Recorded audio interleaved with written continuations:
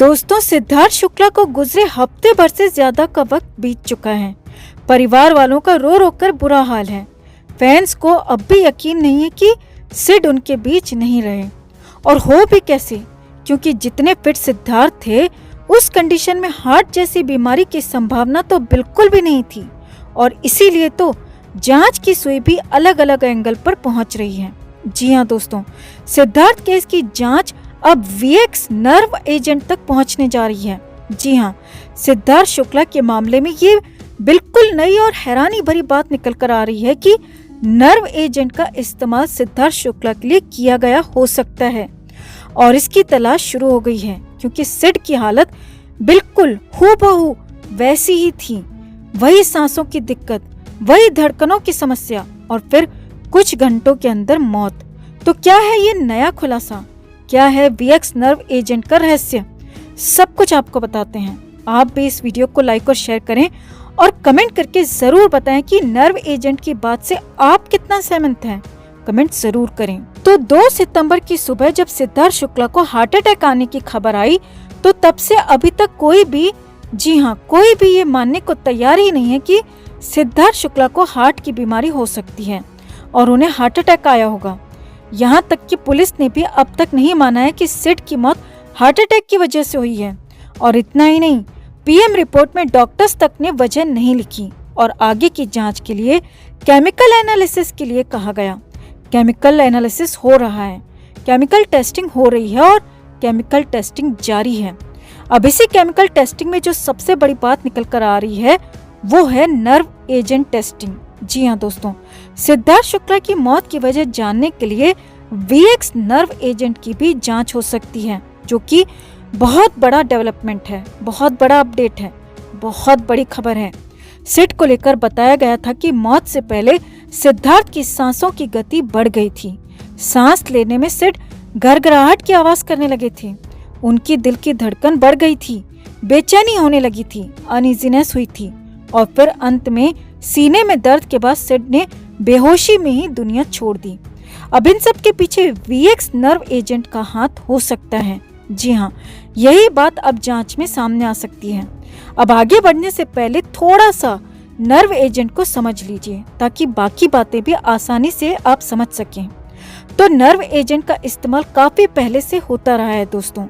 ये एक तरह का जहर है, और पुराने समय में इस जहर का इस्तेमाल दुश्मनों को खत्म करने के लिए किया जाता था।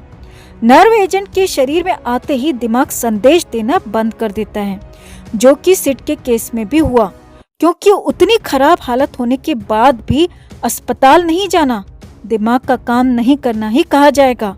इतना ही नहीं, शरीर की मांसपेशियां लकवा मार जाती हैं। 8 से 10 घंटे के अंदर इंसान खत्म हो सकता है।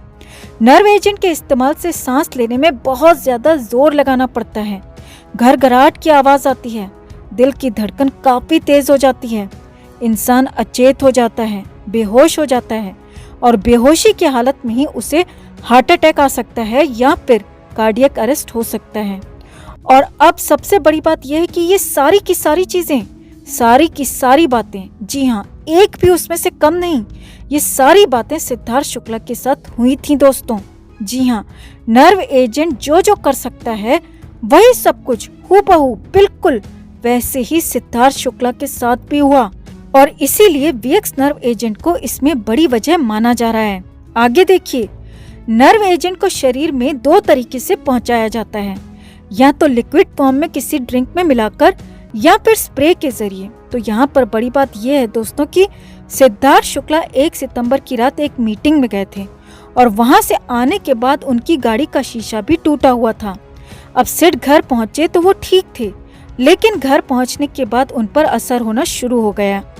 घर आकर उन्होंने खाना नहीं खाया, क्योंकि वो कुछ पहले से ही खाकर और पीकर आए थे, यानी कि वो नर्व एजेंट उनकी बॉडी में डाला गया हो सकता है। उसने कुछ घंटे बाद जब वो अपने घर पहुंचे तो उसने काम करना शुरू कर दिया हो सकता है। अब जैसा कि नर्व एजेंट के केस में होता है कि 8 से 10 घंटे के अंदर इंसान की मौत हो जाती है, और इसके लिए बेहोशी की हालत में अचानक दिल का काम करना बंद कर देता है, और फिर दुनिया वहीं पर खत्म हो जाती है। तो यही सब कुछ सिड के साथ भी हुआ, क्योंकि वो तो शहनाज गिल की गोद पर सोए हुए थे, शहनाज गिल की बाहों में थे और वहीं पर बेहोशी की हालत में सिद्धार्थ शुक्ला ने दम तोड़ दिया। यानी कि नर्व एजेंट की बात में पूरा दम लगता है दोस्तों, और सिड को रास्ते से हटाने के लिए नर्व एजेंट का इस्तेमाल किया गया हो सकता है, और इसीलिए अब इसकी जांच की तरफ केस आगे बढ़ रहा है और नर्व एजेंट की जांच होने से पूरा खुलासा हो पाएगा। और वैसे भी पुलिस ने सिड की उस गाड़ी को सीज कर लिया है जिसका पिछला शीशा टूटा हुआ था। सीसीटीवी फुटेज निकाल ली गई है और उस जगह तक भी पुलिस पहुंची है जहां पर सिद्धार्थ शुक्ला ने आखिरी मीटिंग की थी। अब सिद्धार्थ शुक्ला आखिरी बार किन लोगों के बीच में थे, क्योंकि पुलिस को आशंका है कि अगर फाउल प्ले हुआ है, जी हाँ, अगर फाउल प्ले कोई हुआ है तो फिर वहीं पर हो सकता है, उस मीटिंग में हुआ हो सकता है, क्योंकि घर पर फाउल प्ले की कोई आशंका नहीं है। बाहर हो सकता है कुछ फाउल प्ले हुआ हो, लेकिन सबसे ज्यादा संभावना उस मीटिंग की ही जताई जा रही है, तो उसका खुलासा होना बाकी है।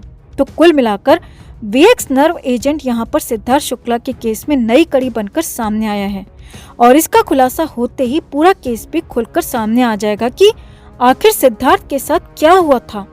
क्योंकि जितना आसान और सीधा ये केस दिख रहा है दोस्तों, उतना है नहीं, क्योंकि अगर सीधा सीधा केस होता तो पुलिस ने अब तक केस को बंद कर दिया होता, जांच बंद हो चुकी होती, लेकिन अभी भी जांच जारी है। सीसीटीवी फुटेज निकाला जा रहा है, गाड़ी को सीज किया गया है, नर्व एजेंट तक जांच पहुंचने की कोशिश हो रही है, तो जाहिर सी बात है कि कुछ बड़ा है, कुछ बहुत बड़ा यहाँ पर है, और सिद्धार्थ शुक्ला के पीछे कौन था इसका भी खुलासा हो सकता है। तो आपको क्या लगता है दोस्तों, क्या नर्व एजेंट का इस्तेमाल वाकई सिद्धार्थ शुक्ला के लिए किया गया होगा, या फिर सिड के साथ जो कुछ भी हुआ वो नेचुरल था? आपको क्या लगता है, आप क्या सोचते हैं? कमेंट करके आप भी अपनी बात जरूर रखें और वीडियो को लाइक और शेयर भी जरूर करें। सिद्धार्थ के निधन के बाद आसिम रियाज और पारस छाबड़ा ने एक बड़ा कदम उठाया है। वो आसिम और पारस जो बिग बॉस के बाद एक दूसरे से बिल्कुल भी बात भी नहीं करते थे, वो अब ये समझ गए हैं दोस्तों कि जिंदगी का कुछ पता नहीं, कल क्या हो जाए कोई नहीं जानता। आसिम और पारस ने एक दूसरे के साथ सभी गिले शिकवे को मिटाते हुए एक दूसरे को सोशल मीडिया पर फॉलो कर लिया है। जी हाँ दोस्तों, आसिम और पारस ने खत्म कर दी हैं सभी शिकायतें, और अब ये दोनों दोस्त ना सही तो दुश्मन भी नहीं। जाते जाते याद दिला दें कि जहां आसिम रियाज ने सिद्धार्थ शुक्ला की अंतिम रस्मों में छोटे भाई का हर फर्ज निभाया, तो वहीं पारस छाबड़ा को भी जब ये पता चला कि सिद्धार्थ शुक्ला अब नहीं रहे, तो पारस और मायरा दोनों शूट छोड़कर मुंबई वापस लौटे। 15 मिनट तक शमशान के बाहर खड़े रहे, पुलिस ने अंदर नहीं जाने दिया, बावजूद इसके पुलिस को मनाते रहे और दोनों सिद्धार्थ के अंतिम रस्मों का हिस्सा बने।